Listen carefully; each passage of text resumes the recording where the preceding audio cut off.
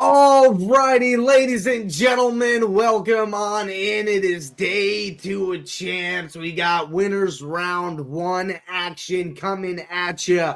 Slane versus the Houston Spartans. I am Shake, the Shake and Bake. Along with me is going to be a great evening at Call of Duty. How you feeling? Feeling absolutely excited for this one. It's been a while since I'm back on the desk, but here at the U18, the action just will not ever stop. And we're at the last stage of the champs as well, ladies and gentlemen. But we're gonna have to see exactly where this is gonna be going to at the end of the day, because a lot of different teams are gonna be up in store for you. But here's Slane versus Houston Spartans. Now, both of these squads, they have a lot to prove, because I do believe that throughout this entire league, both of these teams, they've been neck and neck. Absolutely. I'm expecting this one to go 4, maybe even potentially 5 maps. Possibly. There can be some short-sighted affairs here in the U18. I don't think that's what's going to happen here. It's champs. Absolutely. It's winners round 1. You want to start this tournament off on the best possible. And the maps we got, hopefully we get all 5 up, because it's a pretty cool map set in my opinion. We got Rewind kicking it off for map number 1, Hardpoint. Map number 2 is going to be Hacienda Search. Map 3, Protocol Control. Skyline Hardpoint, map number 4 if we get there. Map number 5 is going to be a Rewind yet again. Search and Destroy this time. And that's a nice little set. It's a little varied. You do see Rewind twice, but I mean, most of the time in Black Ops 6, you see at least one of the maps twice. Because, say what you want about the map pool. I'm sure we could have an entire podcast about the map pool.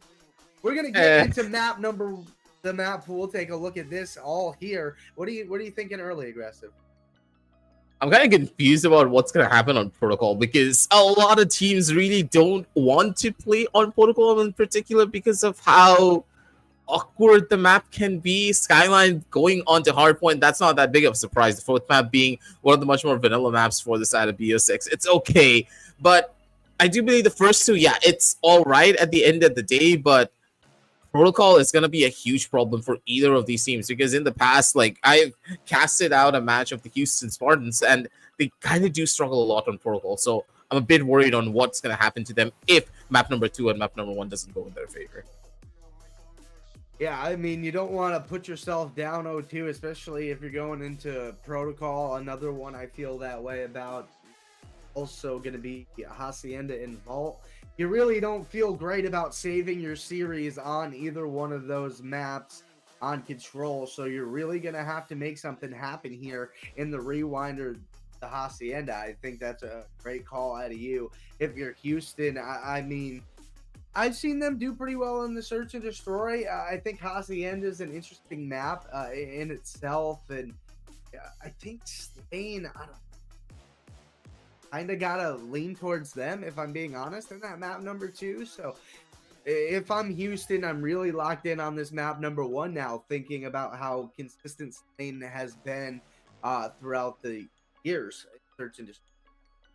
Especially as the first map is going to be Rewind, that extremity control is just so crucial. Slane is one of those teams that I personally don't have as much information on, but from what I do know from the side of Houston, they love to play for the map control, and Rewind is a map where extremity control is very crucial, because the fact that you are able to control out those spawns a little bit better on this particular map, and Houston being a team that knows their respawn positions quite well, they put in the practice, they put in the hours. Rewind should be the best map for them to really flex those muscles and showcase the members of Slane that, hey, we're not out here to play. And completely understandable, because a lot of teams, they don't really like Hacienda S&D. It's a little bit awkward to play on that particular map, and when I did play the game in the past, it really wasn't that particular map where you want to play S&D on, because of the amount of open ground the courtyards have, especially in those middle zones. It's going to be interesting to see how this one ends up rolling out through the entirety of it. And I do kind of agree. I think Houston does have a hand in this map number 1 with that control itself. The way you're able to play this, if you're able to play a long game, I know a lot of teams like to get sucked in, especially on that P1. They just want to start running and gunning all over the place. Yeah, it's great to get that time, but if you kind of keep it in mind that you need to keep that backside towards P2, you need to make sure you're not losing that rotation there, so you can really Absolutely. set up. P2 can be a money hill for you. Absolutely. A lot of teams kind of forget that COD is just not a game about running your opponents down with the best mechanical skill and your, of course, the better movement. It's also about having that map control and setting yourselves up for each and every point that's going to be coming on right after that. Having proper spawn control, forcing your opponents in the worst possible position because of how you're trying to run things down. Spawn camping is going to be an option as well. You need to make sure you're playing for that long game. It's not just, hey, we are able to take 1 point over, but you have to think about P2, P3, and then for the rotations of how you're going to be coming back to those different spots. There's a lot of different power plays that these teams can make on this particular map, and I do believe that a lot of teams have started to realize that, hey, Rewind, yeah, it can be a bad map sometimes, but once you figure it out, it's probably the much more stable mapping compared to all the other maps in the entire map pool. Yeah, and I think you pointed out the keys to success in it. It's like you don't necessarily always want to run and gun all over the place. And we don't get to see it in this particular series, but that's the case when you play Rewind, Search, and Destroy as well. The teams that don't succeed are typically the teams that want to bum rush that A bomb site or try to get overly aggressive. Yeah, so it seems like we're having a little trouble getting all these players in. We're gonna toss it to a quick break. When we come back, we're gonna hop right into map number 1.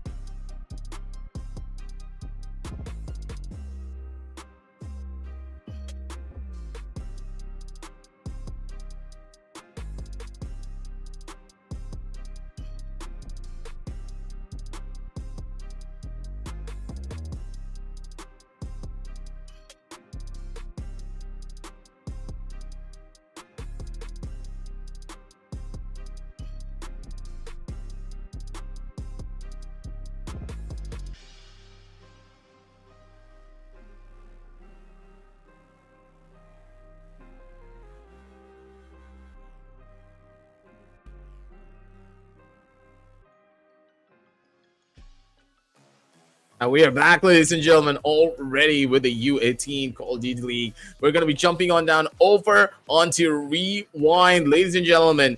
And both of these teams, they're going to be up for a little bit of a treat as well, because from what we have seen in the past, Houston, they just love to play this map, and the way that they have control over here compared to a lot of the other teams, other than Mid, of course, that we do know back on the previous rounds that Mid were the kings of Rewind. But what close seconds has to be the side of Houston. So Slane, I'm really interested to see what they're going to be bringing onto the table here, because they do have a new lineup coming in from their side, with Clicks being the latest addition.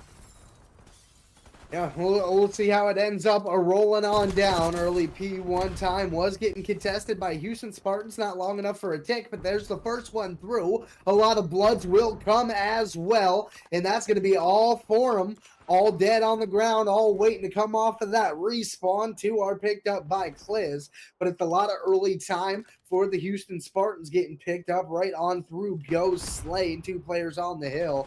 And now if you're Houston Spartans, something we talked about, starting to work on that map control, with about 20 seconds left on that P1, you're already starting to see this play here. Out of Resurrect, trying to work that back P2 side. They're instantly already setting up for the next point, because 10 seconds left on the clock. With the resets now coming through, they need to make sure that they have those rotations cleared out for themselves. Last couple of ticks already been given away. The members of Slane, they're not playing the risky game here, as Houston Spartans already have the wraparound for themselves. Good positioning coming in from JC, gets the catch here. They do get the point for themselves, and an early couple of ticks here will be massive for the members of Slane to go in for the catch-up. It was a nice play of the Houston Spartans just to work that backside, keep applying the pressure, and now you have a 2v1 for yourselves on the hill. JC playing his life so effectively. 3 looking for 4, can't quite pick it up. Oh no! Shots all the way down range. He's gonna fall. Contest on the hill comes through. Resurrect will pop up, find 1, and that's gonna be a 10-point lead for the moment out of the Houston Spartans, who have done just a fantastic job holding that back line. JC did his darndest to try to make something happen, but wasn't able to stay alive long enough. And now Slane on the back foot, in good position here at the chicken spot, trying to make P3 a money hill of their own. But it's been good early work out of Houston. Yeah, JC just really needed a multi-frag out there. If he just dropped one more player, possibly his entire team would have been able to flood onto that point, but opportunity missed out. Another capture point already being taken over by the members of Houston. I do believe Houston, they had the better rotations for that fight. This has just gone from back towards JC. They do find the opening picks, though. 2 players already down, and they're just running things over, but never mind. The members of Houston, they're able to answer back in kind. They still have the point under contention. JC is going to be able to shut down one more, but the cavalry already here. The members of Houston, they're still on the hard point, down over to 70. They're able to tick it down so well. Houston, they lose the point, but they can instantly come on back onto this if they just have a couple of more opening pickups. But never mind, Zombie, he's holding things down. Nice shots out of Zombie, too, and this is just unrelenting pressure out of Houston Spartans. They just keep coming at them. Slane is able to get a good chunk of time off of the back half of that P3 and a good few seconds off of that initial time when it broke. But, I mean, Houston Spartans' breaking ability has been absolutely phenomenal. Now looking to make a big hold on this P4. Had the early rotations, cut their losses early off that P3. About 25 seconds left. They had a couple players dead. Said, well, no more resources there, gentlemen. Let's set up camp. Let's make something happen down at the Radio Shack. This P4 is just so difficult to break into. Even if you get all of the frags open for your team, you're still going to have some problems trying to force it in until you clear out that last player. But now it's time again to try and reclaim this spot. The members of Houston Spartans already have a pretty good opening from multiple different angles from the outside. Good beam down. Not Miso is going to be able to shut down one. Zombie still on towards the point. They need to clear it out quickly, though. 80 seconds left on the clock. They need to get themselves in there as quickly as they possibly can. The ticks now going in their favor. The members of Houston, they do have 10 seconds on it. So for Slane, I don't think you try to claim this point anymore. Instantly save your rotation spots and try to catch the members of Houston Spartans trying to run away from this one. But never mind. Houston's, they played it smart. They left the point almost immediately, and they gave away the couple of ticks that Slane could have had on that particular point. It's exactly the game plan that I rolled on P3 to get them that early time on the P4. Slane did break a little bit, but Houston Spartans just that much further ahead. Getting a couple of waves in the kill feed is exactly what Slane's trying to do and establish some zombie dominance, I suppose you could say. Slane trying to work back into this thing. Our first off the hill for just a moment. That's going to be Volg finding one, not able to get away with his life. Resurrected, not Mizo, are going to pick up a couple, and it's going to be Houston's hill yet again. Doing so well overall, though, but Slane is just on a different tear for these particular positions. P1 seems to be their position. It's very difficult to try and break into them here. These are one of those points where you just are not able to set up quickly enough to go in for a reclaim. So if you lose out on this point early enough, the team that's holding on will, of course, be in the better spot. But good shots coming in from Lacosta, being able to shut everything down here. Rotations stabilize and in control for the members of Houston Spartans as they're just keeping control. You can tell that they're in their elements when it comes down to P2, and they're just going to keep on surviving on it. They're really calm, and they're a really poised team at the moment. And it seems like we may be going to a bit of a listen and see how this rebound may be coming in. Only down about 30 points or so. Let's hop in with the boys of Slane.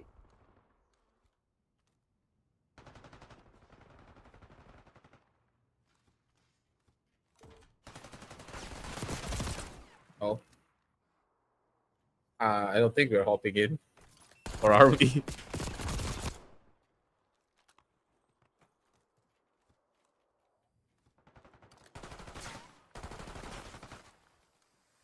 In the back. He's top green. Center. Jump back down. Oh, never mind. And season still, the members of Slane are in full-on focus mode, ladies and gentlemen. None of them were talking in that instance, but it's very much understandable because this is a little bit of a problematic situation that they have themselves in. The members of Houston Spartans, they're just in full and utter control, but having no talk seems to be working in their favor. The members of Slane not really needing to communicate, but for them, taking over control here is going to be so crucial at the end of the day. Houston Spartans now trying to go in for the opener here. A little bit too early from the side of the Costa. Whoa, is going to be able to find out multiple. Resurrect with a swing out. He's going to be able to shut down another, but they're still doing so much to make this one work. I mean, they're trying their best. They don't want Houston to get, a lead that they feel like they can't get back quickly. And they've kept themselves in striking distance for the moment. Has Slane. And yeah, not a whole lot of comms ringing through. It doesn't seem like Slane really has the plan clicking for them at the moment. It seems like it's a lot of reactionary comms, just kind of calling out where players are. You don't hear a lot of, I'm hitting this route, I'm making this play. And it's just a lot of reactionary and hoping we can chain kills together right now for Slane. And there's Zombie Slayer with a big 3-piece, and that's going to be a break and a chance for Slane to find something here. And maybe that'll ignite something within the boys. Maybe that would liven up the comms, but you got to keep this thing close and take a lead here if you can. These are very good extremity controls coming through from the members of Houston, being able to kill out every single player in such a beautiful fashion. Good head glitch position coming through as well from the members of Slane, but they need to be a little bit quicker. JC getting beamed down from a very long distance. Resurrect, give it up for him to utilize his gunplay to its fullest. This is what we want to see coming in from the members of Houston's here. And now you can already tell they're playing for the rotations. They don't want the last couple of ticks here. They want to make sure that Slane, they do not get close enough to this next hard point, and this is going to be crucial, making sure this hole doesn't go down and them being able to hold onto this for as long as they possibly can, stop Slane from getting any more points from here on out forward, because this is their hard point and they can't give this one away. No, absolutely not. They need to get a break here early, making their way to the front doors. Then if they can bang on through, you're going to have JC in a good position to try to cut down that rotation from the outside. Is they able to win that gunfight? He does. Now it's just going to be Lacoste. The last one left towards the hill. He's going to fall. And now here comes the reattempt for Houston Spartans trying to make a break. They do not want to give up this lead. Slane looking to take the lead for the first time in a very, very long time. Since the beginning of this game, looking to sweep the map number 1 under the rug. Houston Spartans maybe just setting up long-term now for this P5. And smart play here. Slane will end up taking that lead. Can they hit the re-break as Houston gets the early time? Yeah, this was so crucial. I was a little bit scared there because Houston, they gave away at least probably 10 points, I do believe, by not really going for it at the last 10 seconds when the members of Slane did go down. But it seems as though it was a much more smarter plan. This is the position where you want to be in. The members of Houston taking it all away. If this is allowed, this could be bad. Slane, they need to retake this. They can play for the long game out here. The last couple of ticks that could be coming in through, they need to force this as quickly as they possibly can. Slane, they do get the point for themselves, but instantaneous refrags do come through. Slane able to retaliate, reclaim the positions for themselves, and now Houston, they need to make the choice. Either they can try to go in for the reclaim here, or they could be setting up for the next point.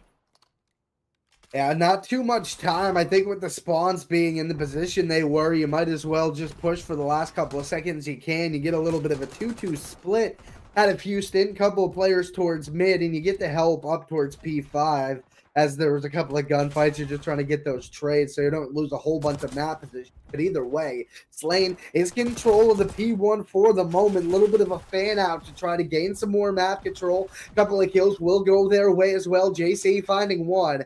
Houston on the attempt to make the break. Lacoste finding one. Volg on the outside picking up another. Cliz finds a second. We'll get the trade on to Lacoste, who had two. Cliz just holding on 24 seconds away from trying to steal this map number one. This is going down to the wire. This might be one of those things that the Houston Spartans were not expecting. This should have been their map, but instead the members of Slane, they're biting back hard. Every single position that they're playing for, they need to go in quickly. This has just gone from backwards. Zombie Slayer already around the corner. He found that too, but Lacoste, he's not giving anything away. The man drops two.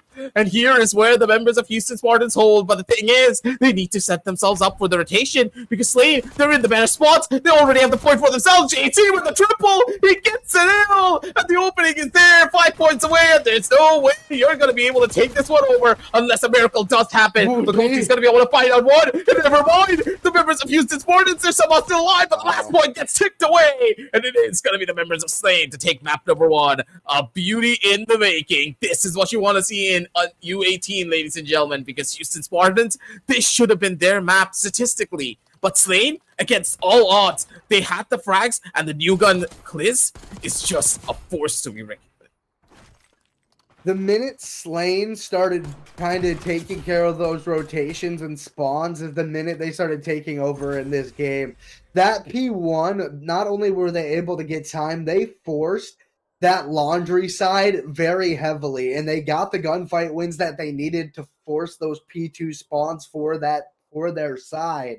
And you saw it pay off, and they locked in that P2, and all of a sudden you had almost all of Houston trapped in Elephant and in Laundry with nowhere to go. You want to talk about the rat trap? That's exactly what that was. Absolutely.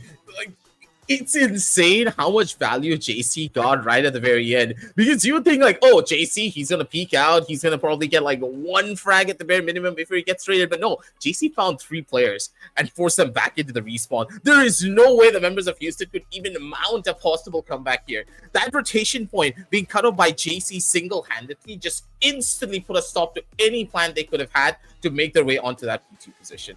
This was unheard of coming in from the members of Slane because we just literally heard in their comms, right? There were no comms, and they did all that purely out of instinct. This team is looking to be different here up in these upper bracket rounds. And if they're able to keep up this performance throughout the entirety of this BO5, this could be a very short series with Slane causing the big upset with a 3-0.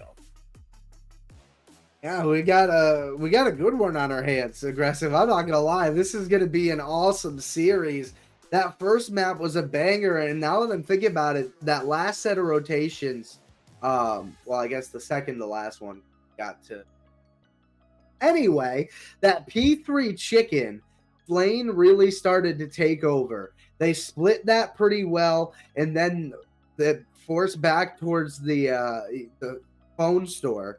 And that's where they were able to get a good chunk of time and really start influencing the rest of the thing. P5 got a little dicey, but, I mean, you really got to tip your cap to them on that one. And now you head to a Hacienda Search and Destroy, and you really do feel like they have a chance to go up 2-0. I like Slane and Search and Destroy, and you talked about Hacienda being weird.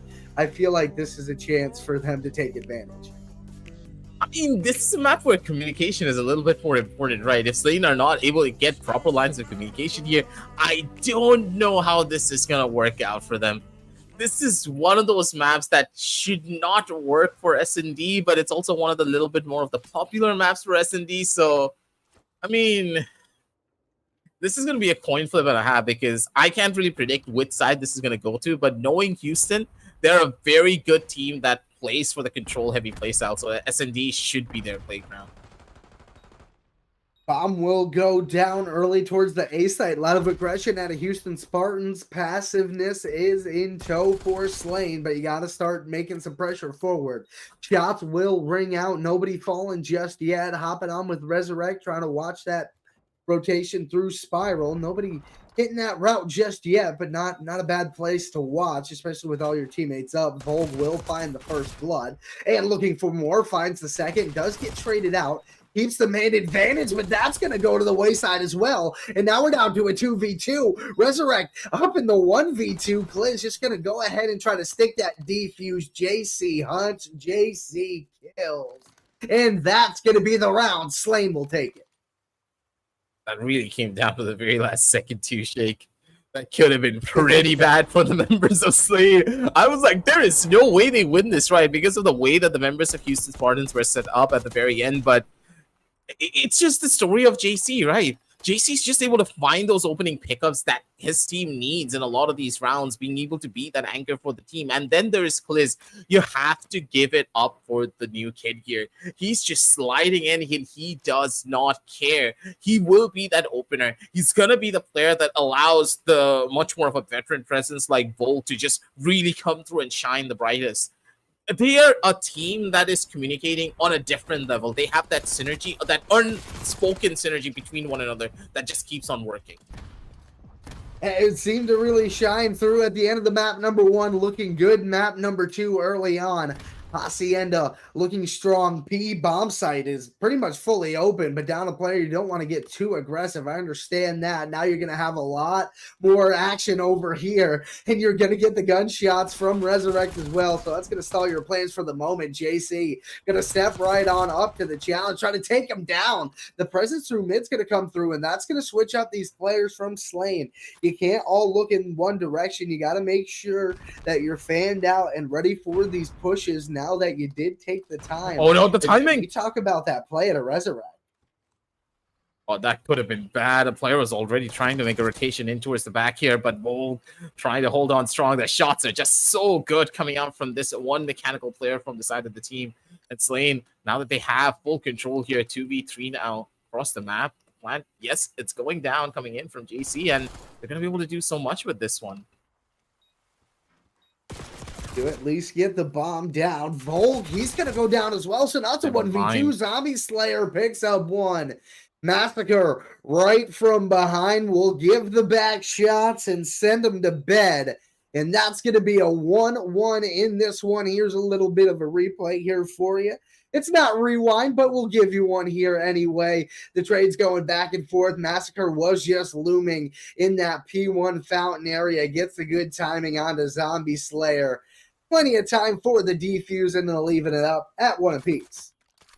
Yeah, Slane just didn't really have a game plan going into this. They were kind of hovering in the courtyard, trying to fish out a kill or two, and you would have expected Slane to be the winners of this one. They had the man advantage going into this round, but instead it's just flipped over in like the very last second. You don't ever want to be in a position like this. Because for now, the members of Houston, they're in a little bit of a bind, but never mind. Sliding across is going to be Lacosta, not Weasel, being able to find those 2 frags here. Already down over to a 3v2. The members of Slane, they need to try and figure this one out. Possibly find at least 1 frag to equalize things out before they try to go in for this retake. JC was able to find one, at least get something going, and find the second in the round as well. So now you have it to a 2v2. Bomb is down for Houston. Cliz working through mid with his teammate, trying to find something. Don't know how much equipment they have. Massacre at least had the nade for the moment. JC slide shell's gonna find one. And now it's a 1v2 situation. And you are not feeling great if you're Miso. And you are gonna go to sleep. Make it the ace for JC. My God, no better time than chance for this young fella to turn up. JC is just like that X factor on the team, right? Whenever JC is having a good game, you know that Slane is just gonna be that unstoppable force. He just disrespected the player hiding in that corner. He slid across. Doesn't matter if they had that perfect crossfire setup. JC was like, I'm gonna go in and I'm gonna make sure that we have the space to do it. And Houston Spartans didn't even expect it, right? You could see that the players who were setting up the crossfire, they were trying to get into a better spot. He was not ready for JC to go in for a mad dash like that. These kind of players, these young guns are just so unpredictable. And you can tell with this being their home turf that Houston Spartans, they have a good chance of taking this map. But as long as Slane are able to pull off unpredictable plays like this, nothing can be set in stone. Yeah, seeing that name JC on the right side of the kill feed is a good thing for the Houston Spartans right now, who have a man advantage. Bomb will go down for Slane, so they have that advantage to themselves. They flip the pressure down a player. If they can find a pick, it's back to 2v2, but still a lot of work to walk away with this round. Still 30 seconds for Houston to work with that man advantage. Resurrect all the shots through, but nobody falling just yet. Lacoste will pick up Zombie Slayer. Vol gets one. It's traded out immediately. Resurrect not so friendly. Body shots galore. Empty the clip. He feels away. And Houston Spartans, they'll draw even again. Yikes, this is what you want to see here. A little bit of bad talking here from the either side as the members of Houston Spartans, they are not yet ready to give up. Positions were perfect and better, and being able to take down the raid boss known as JC, who had a 3 KD, mind you, a 6 KD before he did die here. He was just a problem and a half to deal with, but now turn things back, go it around, and move it back into your own home turf here. As for the members of Houston Spartans, where do they want to go here for this hit? It's either B or A, as the setup from the side of Slane are going to be a little bit more heavier on the opposite side here. They do get the bomb down a little bit early as the members of Houston Spartans, they try to put all their eggs in one basket, trying to force that fight onto B. They're able to get done here. Houston Spartans do pick up the first blood and now have the bomb down as well. 4v3 advantage, looking for big plays here out of Slane. What they're able to come up with. Volg been so influential. Is able to find one. Definitely spotted that player in the corner as well. He's going to back on up, and that's going to be free information for Zombie Slayer, who's going to find that trade, and Volg going to pick up another one. Lacoste will find one onto JC, but that defuse comes through. Zombie Slayer picks up his second of the round. Volg finding two as well, and Slane will get another one. Yeah, Slane's just in a pretty good control over this particular round. Again, it's just that the level of disrespect being showcased by the members of Slane is just insane, right? Volk being able to slide in, find one player, and dip out. That should not be the case. The members of Houston Spartans, they're just not ready to expect this much aggression coming in from the members of Slane, but it should be expected. You need to buddy up with your partner and just play for those trades. You cannot allow them to go out for free in situations like this. And as long as you don't get those trade setups going for yourself, you're going to be in a pretty tough spot. You can already see that the members of Slane, they're going to be fully focusing up on this B side, and the members of Houston Spartans, they're not really looking for it whatsoever. Possibly one opener kill could be coming in as Houston, they have an idea that the B side could be ripe for the picking, but then they're taking things slow. Resurrect, I think he did get some information that players for Slane were on the cross, so that will come through. JC's going to fall on the bomb plant as Resurrect is able to pick up that first blood. Now, back to the drawing board goes Slane, rotation towards the B site, but could be into the trap of Houston Spartans. They are fully aware that rotation is coming through. Zombie Slayer, luckily, is able to find that opening kill. Get the lives back to 3 apiece. Now onto a 3 spree he goes. Bob looking to go down on B. That was a missed opportunity and a half coming through from the player in the back. They're not going to be able to find out much. as the bomb needs to make an instant rotation towards the opposite side here. 21 seconds left. Players, they're not really ready for it. Plant's possibly going to go down, but one player close by. Zombie Slayer, good for the shot here. 12 seconds left. He's going to be able to play going for the plant, and never mind the members of Slayer. They're going in for a huge turnaround. There's a good possibility and an opportunity here to try and make this work. Sound comes through, and it's going to be Zombie Slayer just breaking the kneecaps of the last one. As Slain, they are making sure to keep this competitive. Instant rotations. They went to B, they went to A, they bamboozled themselves as well. They went back to B after going in for a rotation. They turned back and then went back towards A, and Zombie Slayer just swung out, got the kill, and he made sure he got the plant down as well. The members of Houston Spartans, they went through, I don't know, they went through every stage of emotion that you could have had. Denial, acceptance, and then later confusion. You just can't predict what the members of Slain are going to try to do. They're so unpredictable in the nature of their play. Yeah, they're flowing right now. They're the first team to put back-to-back rounds together so far in this Search and Destroy. There's been a lot of trades early on. That's going to be not Miso picking up that kill. Excuse me, Massacre, I believe, actually might have gotten that kill. Like, the kill feed is a little broken. Thank you, Call of Duty. We love you so much. Bomb goes down on the the B site, and that is going to be a 2-player advantage. Make it a 3-player advantage now for Houston Spartans, and that's going to be around stopping the bleeding, getting within 1. There's so much here for a lot of these rounds, and it's working wonders for them. But for now, for a little bit of a change up here, the members of Houston Spartans finally answering back in kind. This is what you want to see from this team. This map has to be your lifeline. You do not want to go on to protocol in a position like this. The members of Slain 2 rounds away from taking this victory for themselves. Houston Spartans, if they're able to stabilize here and finally put a damper on the plans of Slain, it could just work. And think about it at the end of the day too, as Slain is just, they're not really communicating with one another as much. All the plays that they are making are purely through that instinctive play. But JC is, again, that raid boss. JC, he's getting a 3K, possibly another ace to his name. Never mind. This guy is the final boss of the server, and they're looking for more zombie. Knives out JC to stop him from getting the ace. These young guns, they are ruthless to one another as well as their opposition. Last player already spotted. Resurrect, none the wiser here. Just trying to go in for the peak over the Lambo, but there's not really much that you can do. Possibly get a kill. Yes, he does. But down over this 2v1, they do have the plant, and it's going to be Resurrect who needs to make the play and the choice. I'm down. 2v1 situation. Resurrect. I'll find something just pooped up in the Lambo right now. Finally makes a play on out. I mean, less than 20 seconds. There's not really much you could do with the little time left. Just whips out the pistol. More or less accepts defeat. Now we have a 5-3 lead from Slain.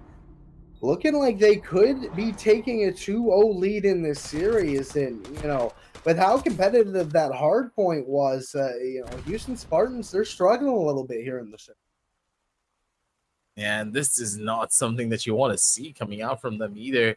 Houston, what exactly is going on in the comm side? I really want to know, because the team just doesn't really seem to be on the same page. Their players are all over the place in more situations than one. And for Slain, yeah, they're not really looking like a team that doesn't have full-on active comms. They're playing based upon one another so well. And then there's just JC being that X factor for the team. He's just doing whatever the hell he wants when it comes down to a lot of these fights.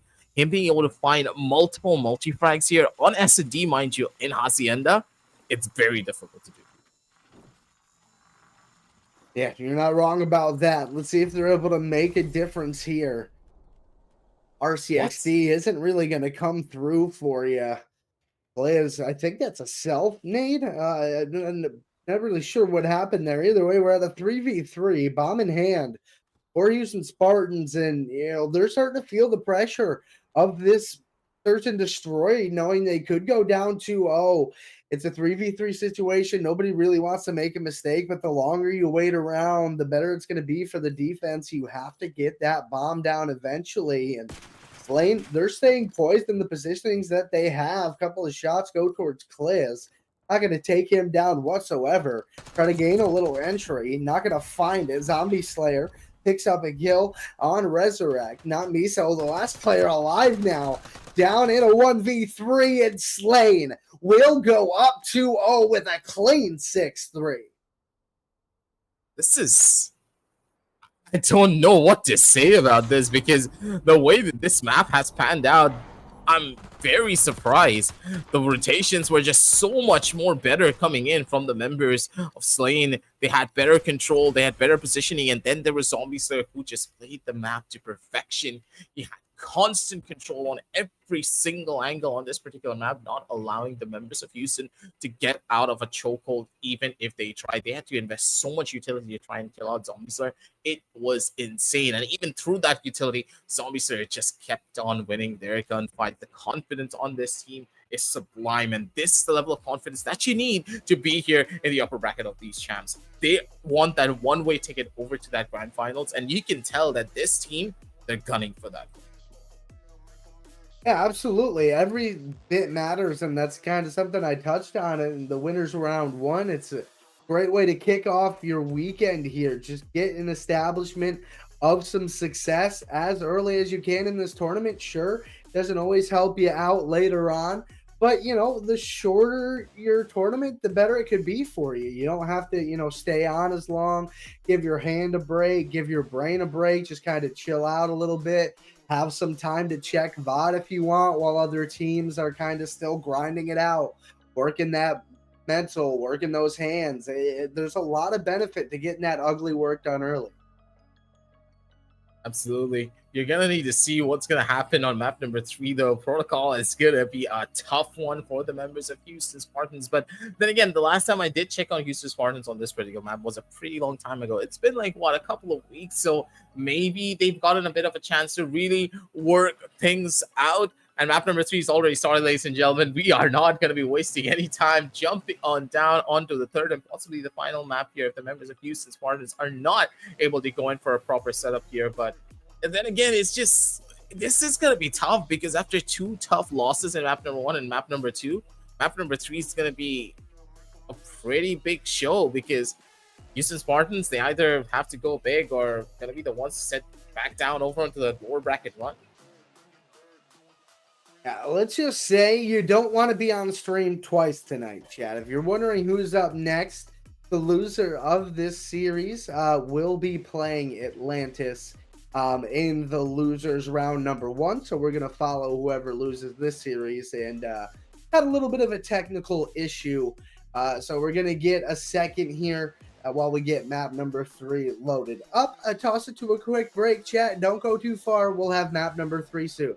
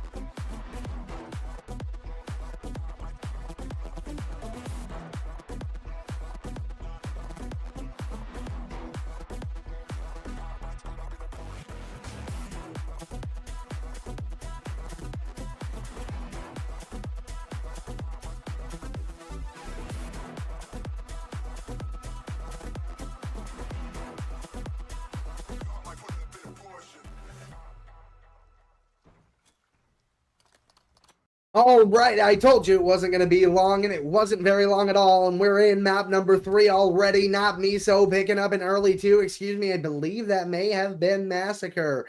Getting that early 2, and now early A pressure as well. 1 tick already gone already looking good. Houston Spartans trying to work towards that top blue building as well, top zip. Did get snuffed out, and you will get snuffed out over towards A, but your opening effort was fantastic. You did get 2 ticks done early, and lives aren't in a bad spot either. Ghost is going to be able to take down 2, though, and this is perfect. The members of Houston Spartans, they're answering back pretty well here. JC getting shut down instantly for the trades are working out in the favor of Houston Spartans. They are up 1 life here, but even then, they have to be careful. Positions are better and a little bit more preferable from the members of Slain as they need to try and work their way in. Points taken away, and now back in full control. The members of Slain, they're able to take over the point. They're able to defend it down through, but for how long is the real question, because Lix comes in strong here with his buddies holding down the line. The shots need to keep on connecting, and they're doing well here. As Houston Spartans, they're losing lives pretty quickly, but Resurrect with a double, never mind. Resurrect answers back in kind, but Volk, being the game changer that he is, every single time comes alive, goes in for the triple, and he is just keeping the ball rolling in their own court. JC with a fast swing out, slides across, going in for the multi-frags here, and they are just doing God's work out here. As Slain, they have the lead on lives, and they have full control over onto every side.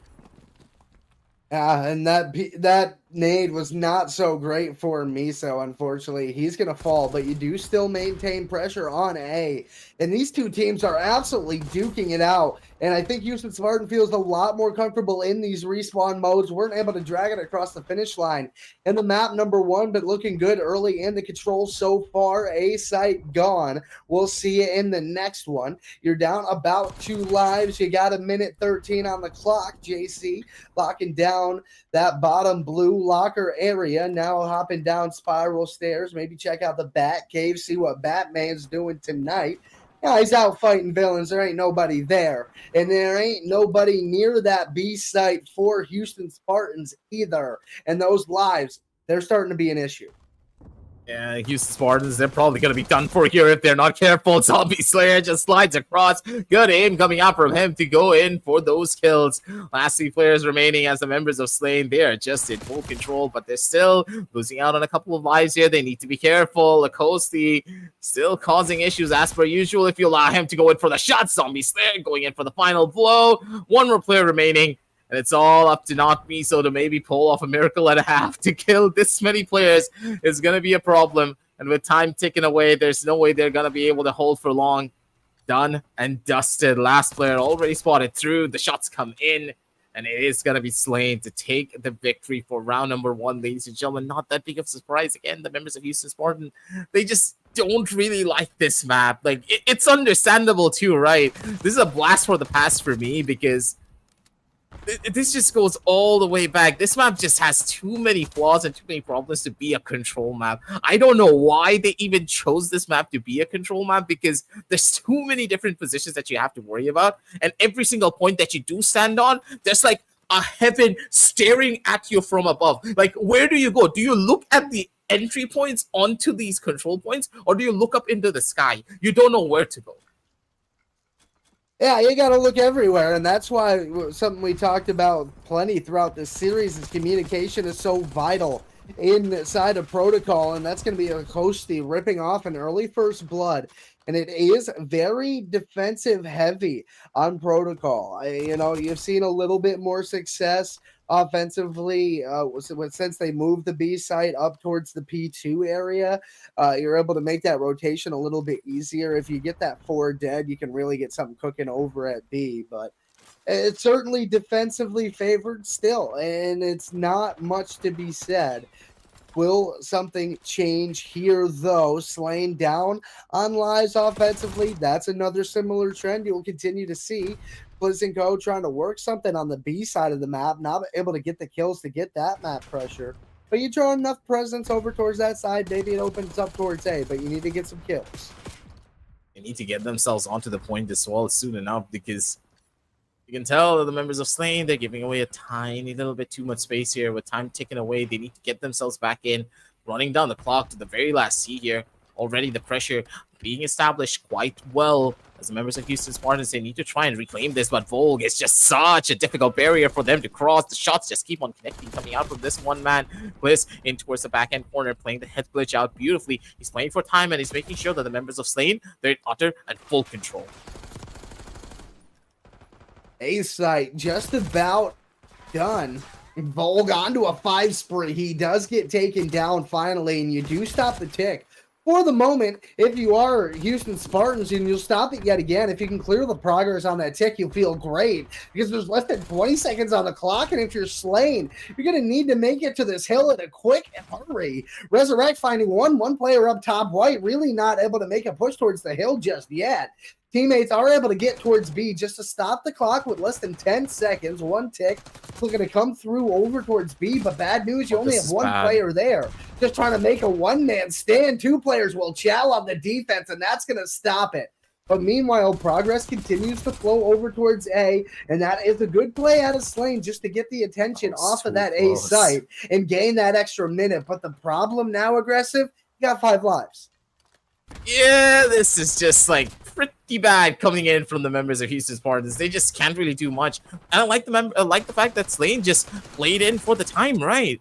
They knew that, hey, it's 9 seconds left on the clock. This is gonna cause pressure for the members of Houston Spartans, and they're just instantly gonna try to run back over to that B side to try and clear out that last player, because you don't want to give this many ticks away. Slane isolating out information, forcing them onto every single uncomfortable spot possible to get this round under the bag. And it's just, how do you put it? This is just such a tough game for the members of Houston Spartans, because I already told you that this would not be their map. This was very much expected that a play like this was going to happen to them. Yeah, it's been rough pickings. They've definitely had moments, right, where I felt like Houston Spartans were really going to get something cooking, but it hasn't been sustained success like they had in that map number 1. And I think we're going to look back at that one, and so will the Houston Spartans, as a moment that they could have had a totally different outlook on the rest of this series, not fighting from a deficit, but from a point of control and confidence. And now you're fighting all the way back, not only 2-0 in this series, but in the control as well, just trying to scratch and claw for hope. You can tell that the members of Slane, they're kind of at a very significant advantage on this particular map too, being a little bit more defense favored. You got to go in for the clears here. JC not expecting the second. This could be a problem, but Zombie Slayer already up and across the corner, trying to equalize things out for his team a little bit further. JC coming in strong once again. Zombie going for the last clear. Massacre already spotted, and it's going to be Zombie Slayer who just keeps on sliding and getting the kills that they need for their team.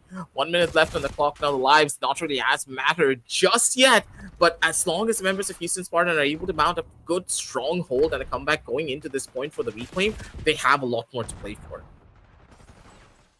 Absolutely looking pretty defensively strong in the moment is Slane. Houston, you could say this for yourself, you're not in a horrible spot lives-wise, but the problem is when one of these sites gets finished off, you're always in a horrible spot in lives, it feels like, if you're Houston Spartans and Clays. Finding an extra moment just to shoot a body, because why not? The presence already there. Massacre finding that opening kill, shots towards mid-gun through, not going to fall just yet. Does know that there's another player up top. Zombie Slayer will fall. But I believe he found a kill with the nade as well. So nice little spree there. Does end for Massacre. But you do get some progress at that B site. Get the 1 tick. Allow A to open up. Well, this might be bad for the members of Slane. They need to go in for a lot of big kills here if they really want to turn this one around, but there's too many positions for Zombies there to go in for the clear here. Choose one side and play for it, because with the clock ticking away, they have too many different positions that they need to hold, but good communication lines being set up by the members of Slane here. They're able to stop both ticks from coming on in. This has just gone from back to worse as the members of Houston Spartans. Wait a moment, this could be really bad for them. Time to get away, 17 seconds left. They need to choose a side and need to get their players and bodies on, but never mind. Bold, it's they going in for the shutdown. One player already spotted around the corner, knifed out. It's going to be Cliz who went in for the play. 7 seconds left. The members of Houston, they need to try and go in for something big here, but it's just not going to happen. One more, and it's all but over. Houston Spartans, they take a bow as the members of Slane, they're the ones to send them back all the way down onto the lower brackets, and they have to be on stream one more time. That's good lord, this series didn't go in the way that we expected. Yeah, unfortunately for Papa Spart's Warriors, that's going to be another match on stream for them tonight. Certainly some things to clean up. Search and destroy, you had your moments. You didn't really go your way. hard point. We're going to look at that map number 1 and say that's probably a map you should have won. And then you headed to this control in a 1-1 in the series. And if you get 3-0'd, yeah, it's a gut punch, but it's not the end of the world. You still have another hard point you can go to. It's a Skyline where, honestly, I've seen Slane play really, really well on a Skyline hard point. So it's a little far-fetched to say maybe they were going to get to that map number 5, but you never know if you have the opportunity. But losing that map number 1, you didn't even have the opportunity. Yeah, map number 1 just really set the tempo for this entire game. And knowing Slane, especially a lot of these younger players, right? This is the U18 league for that very particular reason. Momentum carries a lot of perks here for a lot of these teams, and the more momentum a particular team has, the better they're going to be playing throughout the entire series. We just saw that from Slane. JC had a strong performance in map number 1, and he kept on carrying that performance throughout the entire series. Same goes for Zombie. He started off a little bit slow, but in map number 2 he turned up hard, and in map number 3 it was his map. You could see that JC and Zombie just kept things rolling for their team. Both of these players, they were the superstars of this roster. Absolutely. Hats off to the gentleman for Slane. You get the rest of the evening off, watch a little VOD, maybe throw on Netflix, have a good time, have some food, do whatever you got to do. Say what up to the family, show love. If they support you, make sure you thank them for that support.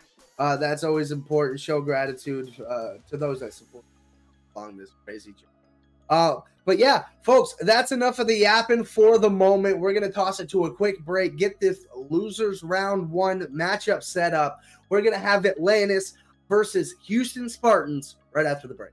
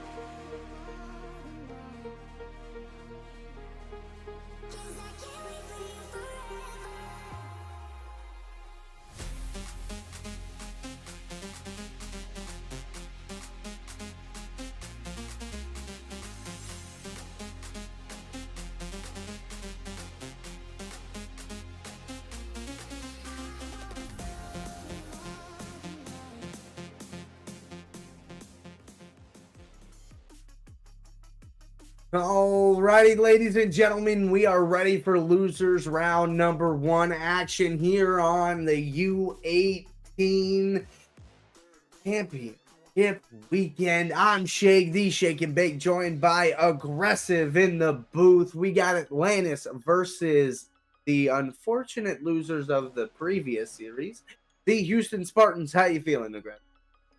Yeah, I'm pretty sure that the Houston Spartans, they are pretty much warmed up and ready to go into this. But what I do hate about the series is the entire map pool that we have in front of your screens today. It's going to be Vault to start things off, and what a worse map. I don't think that we had a worse map in tow to start things off on a series. Yeah, it's going to be an interesting one to see how it goes. And Cali going to pick up a big 2-piece.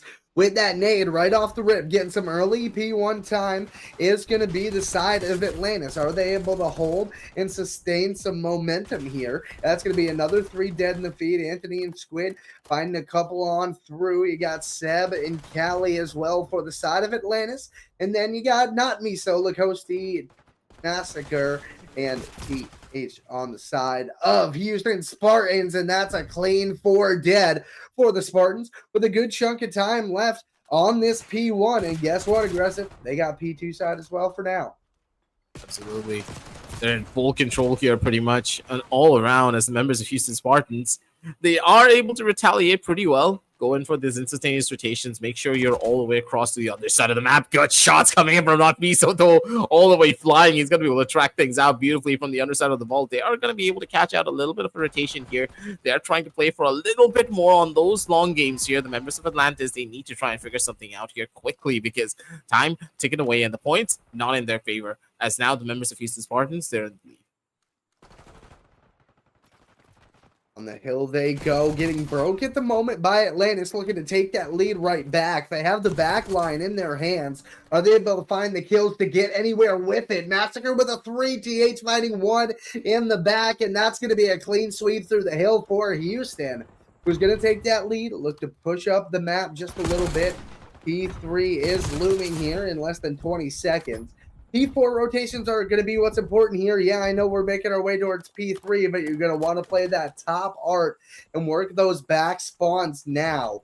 2 players already trying to do that for Houston Spartans. They don't have much information on the player for Atlantis up top there. That's going to be Squid finding that kill. Does get traded out. So Houston Spartans in a pretty decent spot as P3 pops. Yeah, you see where this is going to go for them. One after the other, the members of Atlantis still trying to turn this one around. Never mind, they do have a tiny bit of an opportunity to try and make this one work. TH really being the game changer for the team for us, a lot of these fights, but it's just not going to be enough for them as the members of Atlantis still holding down strong. The map of Vault really working its magic here for a lot of these hard points as Lacoste trying to be the hero of this story, get into a position, make sure they clear out each and every spot. Lacoste slipping past the radar for a lot of these players here as they're able to hold, and Houston Spartans, they just have the point under control. These last 15 seconds should be theirs. See what they're able to get done here, my friend. Looking pretty good for the boys in blue at the moment, but Atlantis are roaming around that P4, and that kill on Massacre is going to be big for them, so that's going to clear up the majority of that site for the moment, but going to have a couple more players trying to work the way through the front. That's a tough break to make on the P4. If you are the side of Houston Spartans, it's going to be a lot of work on this gunfight here, and you're going to go down. You do get 2 out of, I believe that would have been, no, it's right this time. So that is going to be Miso getting those couple of kills, and that's going to be the break for Houston. Yeah, they really needed this, but time's just taken away here. You can tell that the confidence of the members of Houston Spartans to really play through up against Atlantis here. They're not really afraid of anything. Looking up a nade from the side of Miso, possibly getting a frag or 2 from these positions. These hard points are just so difficult to break into.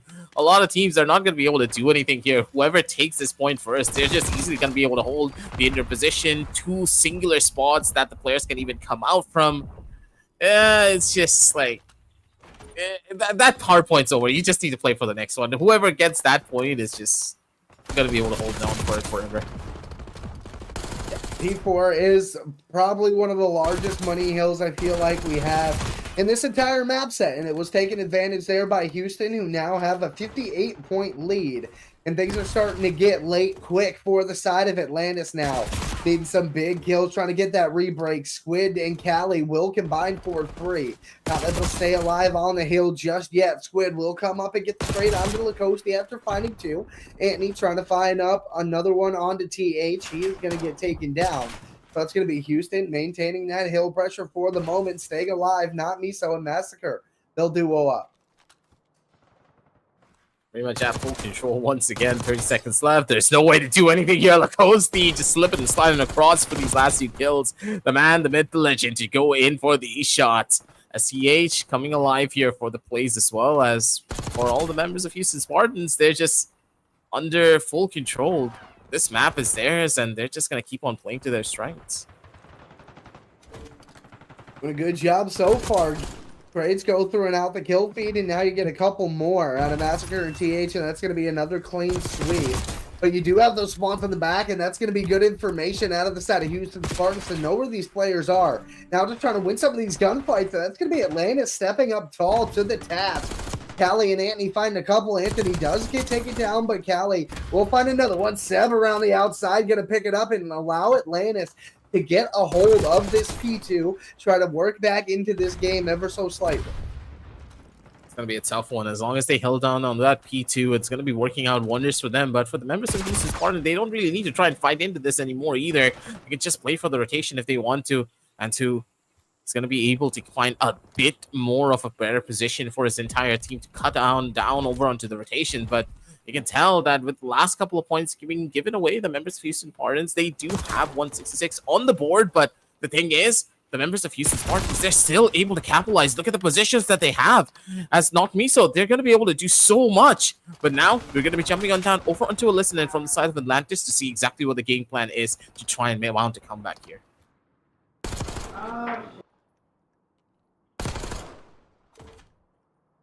What's up? One pillar, one beacon. One pillar. One's close to the car, weak in the back, weak. Bottom right. I'm in you. One shot on him. Dead. I got stuck. We're still looking for Hunt. Hunt got me in the back. Nice, good shit. Play life, good. Play life. Yeah, play. I'm letting trigger. They're pushed up. Push the party.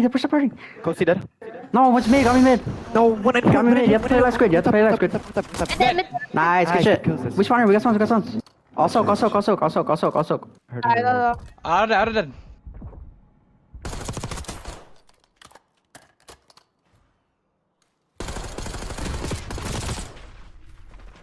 Yeah. I do believe that Shake is having a little bit of a sideline problem there, but for now, we're going to need to see where this is going to be going because I am questioning a lot of the plays that could be done, but I do like the fact that the members of Atlantis, they are confident in their overall comps. You can tell the team is not quiet, even though they are in a pretty big deficit here for this particular map. And now, again, it's just that money hard point that this P4 is just so hard to break into. What do you do here? If Atlantis just have full control, or if Spartans have full control, good luck trying to take over this position. Yeah, not too much time left on the P4, and the comms were all right. You had some play calls here through Atlantis, and I didn't really call that out to be an issue when we were listening in there. So that's not really the problem. Just not winning as many gunfights and staying on top of the trades the way you would like. Map control not always been the best, but you're here on the P1 still battling. You maintain control for the moment. Massacre trying to be the thorn in your side. Anthony will pick up that trade and maintain presence on the P1 for the moment. Has to back up, wait a little bit for his teammates to come through. And they are going to go 2 for 2 on trades. Nobody on the hill for the moment. Seb trying to make up for lost time. That's going to be Houston Spartans right back on the P1. So well for a lot of these rounds, and it's working wonders for them. But for the members of Atlantis, they need to go in big here. If they lose this hard point, it could just all be over for them.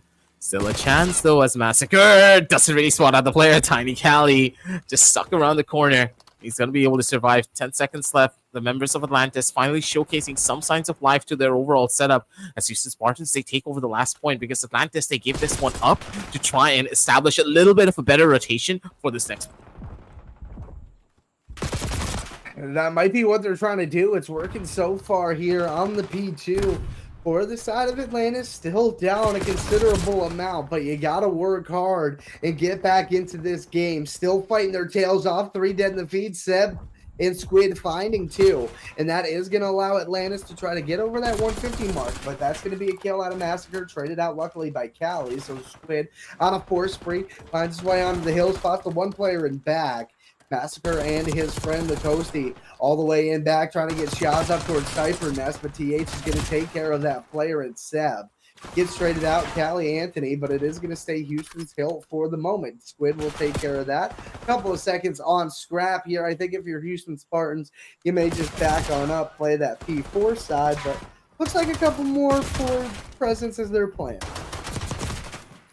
They're doing well here at the end of the day, and that's all that you need to see. 10 more points, and they do have it under the bag here. But for now, going for the reset because there's a good chance you might not going to be able to win this one out. But instead, it's just clean up duty for the members of the Houston Spartans. Map number 1 going in their favor. As Atlantis, they just didn't really have a good read on this particular map. No, it's a tough one for sure. Vault Hardpoint is a tough way to start your series off. This one not over just yet. Stuck at the 249 mark is going to be the Houston Spartans. Do get that final tick on through. They'll take the map number 1. And not that big of a surprise either. As this map in particular, especially on hardpoint, it's just so difficult to get a proper ball rolling for your team. It's hard to come back into, I would say. That's like a better wording for it. You start off if you start off pretty well and you establish a proper lead, you're just not going to be able to do much whatsoever. Yeah, and that was the thing. It was just such a dominant early performance out of Houston Spartans. It was going to be really difficult for Atlantis to try to make that comeback. We saw some, excuse me, good holds late out of Atlantis, but it was just too little too late. Ended up losing by just under 100 in that one. Tough map number 1 to kick things off, so we're going to end up rolling onto everything here. And you head to a map number 2, Hacienda Search and Destroy. It's going to be tough.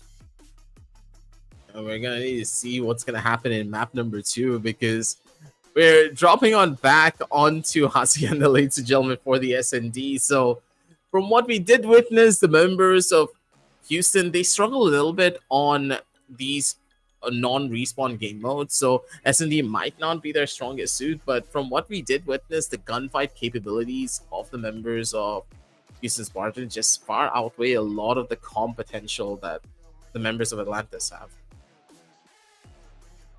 Oh, most definitely, and I think that's really going to shine through. It is a weird map in Hacienda, but they were able to put 3 on the board and trade early on with Slain. Ultimately didn't go their way, but I think they have the juice here to get it done, go up 2-0 and kind of head into Vault feeling really confident like they can start to roll things and get a loser's run going. We're going to need to see where they're going to go for this one. Map number 2 is going to be a big question mark at the end of the day because if we go back to Vault once again, it's just not going to be looking that good. The members of Houston Spartans really playing to their strengths here. Map number 2 will pretty much dictate the pace of this entire BO5 series because as soon as the second map rolls in the favor of Houston Spartans, I do believe that we could be looking at another possible 3-0 here. Yeah, unfortunately, you like to see a little bit more as a caster. You like to get a little bit into the match, but we're not going to yap too much longer, chat. Well, I mean, of course, we're going to keep yapping. That's what we're here for. That's why you love us. But we're going to be getting into this game really soon, and I kind of agree with you. I don't think it's going to be a 3-0 in the control necessarily when we get there. But, yeah, in this, I think it could end up being a 3-0 in the series. I think Houston Spartans is just looking really good. I think the Search and Destroy will probably end up in the 6-2, 6-3 department for them. I think it'll look pretty good. Absolutely.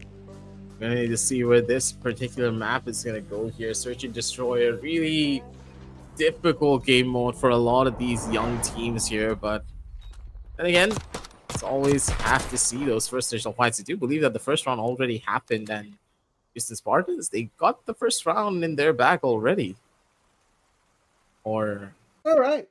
Well, we'll speed run that first round. It's a 1-0 for the boys from Houston. They strike first on the offensive side. Goes Atlantis. They got to hope that trident's sharpened, ready to go, because, gentlemen, you are fighting an uphill battle at the moment, and as sea creatures, hills, not your terrain. Actually, not on this particular map. A lot of the utility as well, having a tiny bit of trouble here, trying to set everything up, but these younger players, you just need to give them a chance here, get the momentum rolling onto their side, but not Miso doing wonders, and instantly it's just all but over. Houston Spartans in full control. They just took another round for themselves. This doesn't feel like S&D anymore. It feels like a deathmatch instead. Oh, that's just filthy work out of Miso. I'm not sure who that last player was. Just wasn't able to sneak away with their life there in the last moments. But my goodness, you have the 2-piece to get it down to the 2v1. I was like, or the 2v2. And I was like, okay, now you have a chance here if you're Atlantis. But not Miso. Just steps up to the task, goes absolutely bananas. Big little 2-piece out through top secret. Nice work there. Onto a 3 spree. Finds 3 in that round. Does Miso. So now you got a 2-round lead for Houston Spartans. I need to see where this is going to go here. Absolutely. It's Houston Spartans now back in the driver's seat again. Still continuing, possibly, but Massacre instantly answers back in kind. The trades are looking so much better from the members of Houston Spartans here in comparison to what we witnessed from them in the first initial series. They look to be in a bit more control for this particular map, and they look a lot more warmer in comparison to map number 1, and that's kind of compared to series number 1, and that's pretty much expected because you just played through a series while Atlantis, they've been sitting on the sidelines watching instead. Yeah, I think that's a huge advantage for Houston Spartans as well. They have a game plan in the search and destroy. They are executing it to perfection. Get another first blood in the B bomb site wide open and just put it down from there. And now if you're Atlantis, you're starting to look around and you're down 3-0. Seb is yet to find a kill. He's struggling, needs to get something going, help his team out. Looking at a B hit here. 2 through mid, 1 over towards each bomb site. Even fan here for the side of Houston Spartans, just gaining any information. Going to make a rotation off of that. I think they have a pickling that the play is going over towards B. A long water route here out of Seb, just trying to find a kill through boat. And I really like this kill to try, or this position to try to find an easy kill. It is quite the extended route, but now he's all the way back in their back garden spawn, but he may run into a player ready for that flank in top office. The shots do come through, nothing falling just yet. Seb is going to stay alive. Bomb will go down for Atlantis. Gonna need to see where this is gonna go here for them. It's the time just taken away up till the very last couple of seconds for this plan to come in. You can tell Houston Spartans still in a very precarious and better position for these shots to connect. TH showcasing this better strength of the movement here coming out from their roster as Houston Spartans in full control, and they get the defuse under the bag as well. Pretty much done and dusted. 4-0 for this starting half here. Houston Spartans just look to be completely indestructible. It does not get much better than this. I guess if you didn't have a single player fall any one of the rounds, that's pretty much the only way that gets better if you're Houston Spartans, but you're continuing to put together rounds and put together games that can put together an entire series for you. You're looking good so far, still have the control to play out in the rest of this map, so can't rest your head just yet. I know it's starting to get a little bit late for some of these players, but we still got to grind, gentlemen. Houston Spartans, 4 players out over towards A. Not a whole lot of resistance. It's like they're reading these playmaking out of Atlantis almost perfectly. Get 1 player isolated on the bomb site out of sheer luck and vision making on both rounds. They're doing so much work here for a lot of these fights. Doing wonders for them, but the shots coming in from the members of Houston Spartan, their aim is just sublime. How do you fight this if the mechanical skill gap is just a little bit too much? The members of Atlantis just can't really handle this on the same level. No, it's like, tough. Not a lot of kills. Unfortunately, not a lot of kills going around for the boys of Atlantis. Just, not really getting there all that great. It's just been a lot of tough gunfights here for the side of Atlantis, just struggling to put something together. Miso only falling once on a 3 spree at the moment. It's pretty cool sailing right now. He's still got a player AFK in Massacre, or maybe he's just trying to lock. No, he was AFK. Now he's entering the game. And now you got a moment here. If you're Atlantis, got to find a first blood, got to find something. You don't want to get 6. And don't want to be in a situation like this. One more round, possibly for themselves. Massacre just goes around the corner. TH is going to be the one to take out Lacoste as well. They're just not really giving much away to the members of Atlantis. Could be all but over. Last one player remaining being Squid. The nuke just comes out to finish everything off. It's just done, right? Like, what do you do? 6-0 for map number 2 as well. Houston Spartans, they're just on the tear. Yeah, they're lighting it up right now, feeling really comfortable. Looking like they're poised for a decent little run here, because at the end of the day, Aggressive, you're talking about the skill gap, things like that. It's clear, Seb very struggled heavily there. 226 in the damage department, wasn't able to pick anything up either. Yeah, what's to be said about that for Houston Spartans? You 6-0'd. That's what you need to do against a team that you have the ability to handle. Like, if you start trolling and let things get away from you, that's how you let a tournament like CHAMPS slip away. That's how you end up later in this tournament in bad situations, not prepared. Now you have this confidence, as opposed to like, oh, we were trolling, running around. It's like, no, we 6-0'd. We played well. We were calming. We were getting the kills. I mean, it's just looking really good for Houston right now. Yep, we're just going to need to see where this is going to go for them too, because for the members of Houston, overconfidence could be the thing that ends them. I completely agree with you on that fact, because we've seen a lot of teams really give away games to their opposition because of that overconfidence, because I do believe that still to this point on, that Slane should have been the ones to take over the game on map number 5 or something on map number 4 up against Houston's, but a 3-0 victory from them, it was a little bit more of a question mark. But it seems as though map number 3 is going to take a little bit of time to set up, as teams are really discussing on what to do next. So we're going to be heading on down over into a very short break. Don't go anywhere. We'll be right back with more action.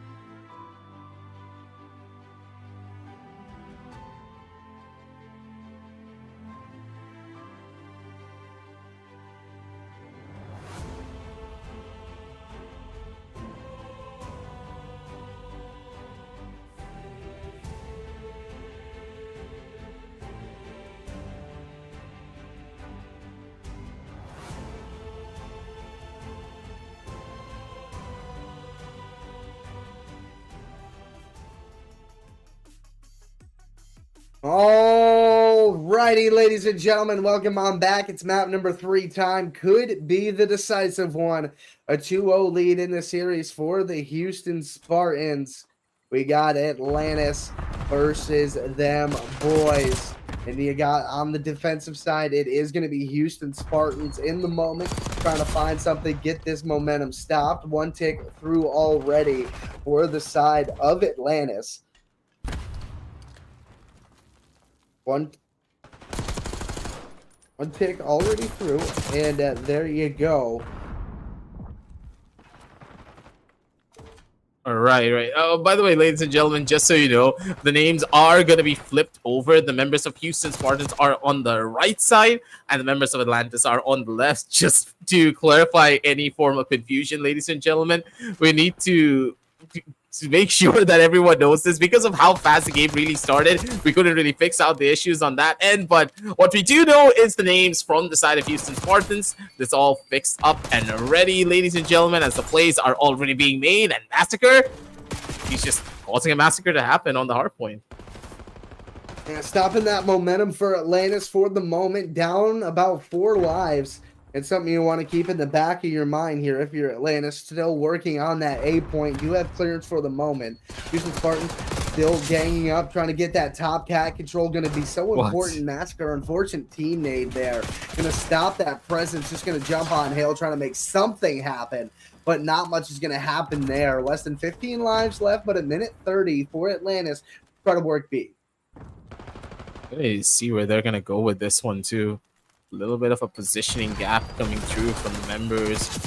Houston, if they're not careful, Atlantis, them getting that first tick off, it's going to be big for them as they need to hold on for 1 minute 20 seconds alive. Still in the favor of Houston Spartans, though, so that's going to be big for them. But overall, it seems as though control looks to be in their ballpark. But look at the positioning coming through from the members of Houston. They're bleeding on these lives as quickly as they possibly can, going in for the spawn holds, and they're not really allowing them to go in for anything big here. Massacre wasting time from the front lines, and he just gonna keep on going with these kills. Yeah, that's a good positioning there for Squid in bottom vault, just trying to be a nuisance, see if he can find some of these players for Houston that were quite advanced up the map, as you mentioned, trying to get them trapped in the spawn. But Atlantis not panicking, getting some gunfight wins to try to work out there. Still 3 players up, not towards the B site yet, but that last kill will get a 4 dead, and they have a 4 on B. Oh, no. The spawns, the new spawns. So far out by P4. Are you going to be able to contest now if you're Houston? That's the question. Overconfidence. We talked about this as well here, Shake. They could be giving away a lot more than they should have. 4-on-4 here. They need to try and contest this. The kill's going in their favor. One more pick off here coming in from either side, and this is now a glorified S&D at this point. 1 life remaining from either end. Houston, they're the first one to die. Anthony could be causing the problem. Lacoste's going to be able to find out one. Down over to a 3v3 here. Time to get away. 21 seconds left. The position's not really looking that good. And 2 going in for another. Squid coming in from the back, being able to shut down Lacoste, and it's all up to Massacre, the man in the mid, the legend. 30 seconds left on the clock. He needs to try and go in for something big. Positions not really in their favor, but Massacre still has a chance and an opportunity, but the kills just not working in his favor, and the Houston Spartans stages from the ball harder than you can imagine. Oh my god, this should not have happened. Oh, no, not at all. After giving up that A site, you felt like they had a decent chance, but that 4 dead is just so crippling now. You spawn all the way back on P4 if you get enough presence up that B street. That's exactly what happened. Houston then now has to funnel through the front. I mean, maybe you could take a player up top cat and maybe go through bottom vault, but when Massacre was the last player up in that back trophy position, just got that last trade, it was just too much to do. Just laying down the corner by those vault doors. What's going to be Atlantis? They walk away with the opening offense.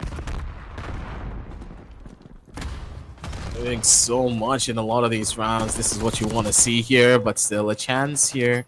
You can tell that the members of Houston Spartans taking this a little bit more seriously and a bit more differently here in this particular instance. Not me, so going in for the big frags and the trades, just looking a lot more cleaner and better for the members of Houston Spartans.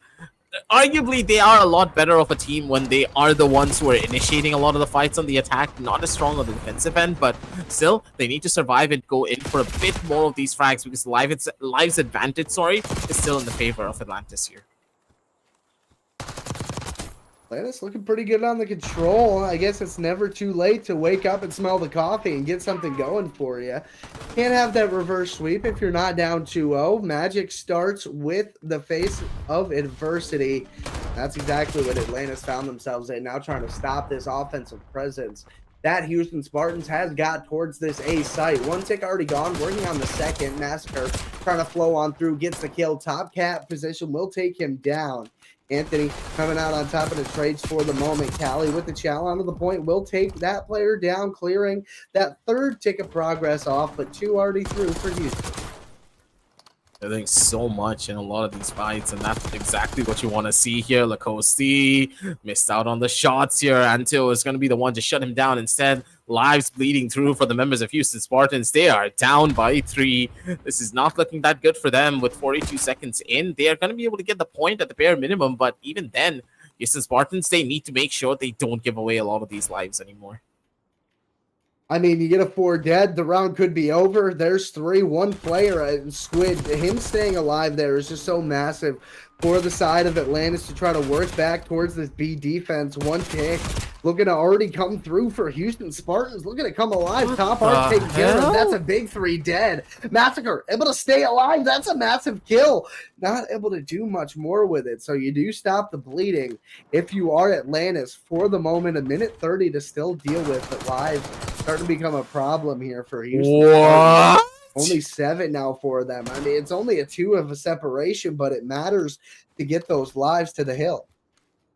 TH has that movement. The guy just runs across and does the D times only play from the sidelines. They're going to be able to get a bit more of a spacing going in for their team, but even then, the members of Atlantis, they just have better lives. Massacre bleeding them out just a slight bit here. Position coming in from Seb. He's now compromised, needs to give up that opening spot. They need to get themselves on the point pretty soon, but with the lives not being in their favor, Houston Spartans, they're just completely done for.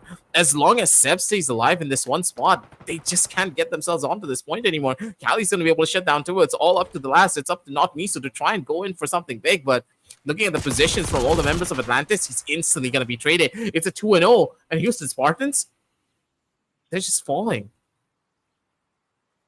Yeah, this is not great. You don't want to let a team like Atlantis hang around. You never know. You let the confidence start brewing, and dangerous things could happen for you. And 7, that top art was something you mentioned was just so influential that entire round.